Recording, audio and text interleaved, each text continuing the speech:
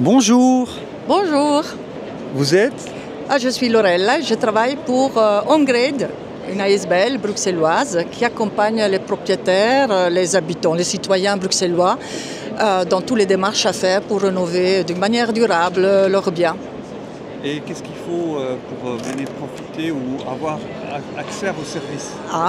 Il faut regarder sur notre site, par exemple, déjà toutes les informations qu'on a sur différentes thématiques, sur l'énergie, sur les copropriétés, sur l'aspect urbanistique, sur les aspects financiers, ou bien vous pouvez passer carrément dans notre guichet qui est ouvert tous les jours, sauf le lundi, y compris le samedi. Et là, vous pouvez rencontrer des collègues qui peuvent vous aider dans toute question que vous avez concernant la rénovation de votre bien.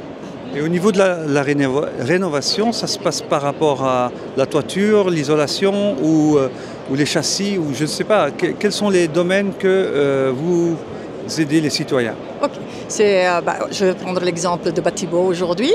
Il y a des personnes qui viennent nous voir pour différentes questions. Donc ça peut être sur des questions urbanistiques. Est-ce que je dois avoir un permis d'urbanisme pour pouvoir isoler mon pignon ou la façade avant? Est-ce que j'ai besoin d'un permis pour changer les châssis? Ou bien ça peut être des questions sur les primes, mais pour l'instant les primes sont en arrêt. Il y a beaucoup de gens qui demandent s'il y a encore des aides financières. Et puis, on a des questions sur la PEB, les performances énergétiques du bâtiment. On a des questions sur la copropriété. J'habite dans un appartement, dans un immeuble avec plusieurs appartements. On doit faire des travaux, comment on s'organise. Et puis, sur la durabilité, sur les matériaux, quel type d'isolant il existe, qu'est-ce qu'on peut faire pour récupérer de l'eau de pluie, comment produire de l'énergie verte. Donc ça va un peu plus que d'avoir juste des primes, vos services. Ah oui. Ah oui, oui. Donc en fait, les primes, c'est un moyen évidemment indispensable pour y arriver. Mais c'est l'accompagnement, c'est surtout des conseils techniques. On aide aussi à prioriser les travaux.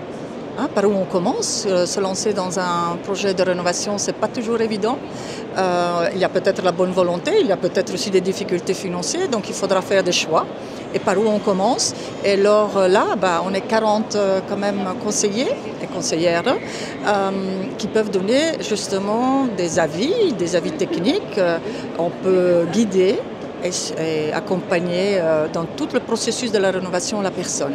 On peut même analyser le devis, donc on peut donner on peut établir les étapes prioritaires à faire, les travaux, toiture, façade, isolation, installation électrique, donc les problématiques liées à la salubrité et sécurité.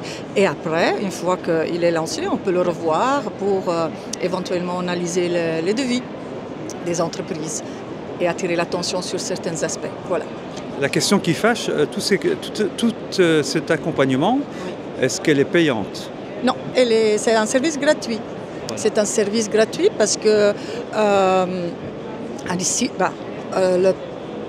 Bruxelles permet, pas seulement Bruxelles, mais c'est utile, le gouvernement permet d'avoir effectivement et soutenir les propriétaires, mais même, on donne même les propriétaires dans la rénovation. Et donc, on est un guichet gratuit, au même titre que le réseau Habitat. Il existe aussi c'est un groupement d'associations qui font le même travail que nous, mais qui sont beaucoup plus ancrés dans les quartiers.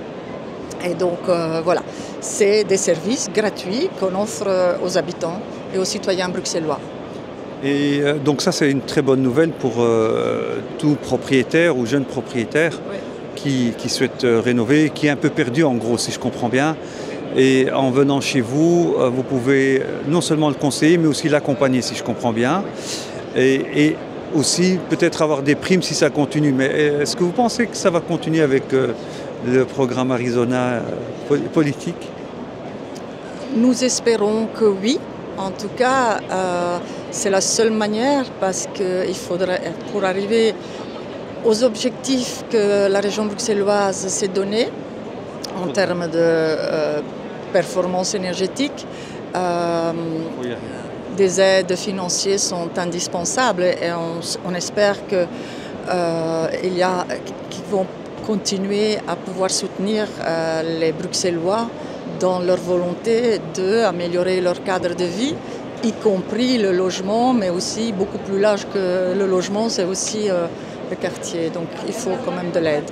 Donc si je comprends bien, de toute façon, il faut déjà commencer par le début, par les conseils, première chose, et puis il y a l'accompagnement, et le financement vient qu'en troisième phase. C'est ça? Si je comprends bien, donc on peut déjà venir vous voir pour déjà avoir des conseils, déjà dans un premier temps. Ensuite, on peut développer la partie accompagnement, si je résume bien tout ce que vous m'avez expliqué, et aussi voir quels sont les subsides qui peuvent rentrer pour les parties concernées, si c'est la toiture ou la façade ou bien l'isolation, etc. C'est ça. C'est ça. C'est ça, oui, effectivement, vous avez bien résumé. Donc il y a tout ce processus qui peut se mettre en route. D'abord un conseil au départ, prioriser les travaux et puis accompagner. Ça on peut faire le suivi. Et pour les pistes de financement, les primes sont en attente, mais il y a encore les prêts éco-réno du Fonds du logement qui existent et qui continuent.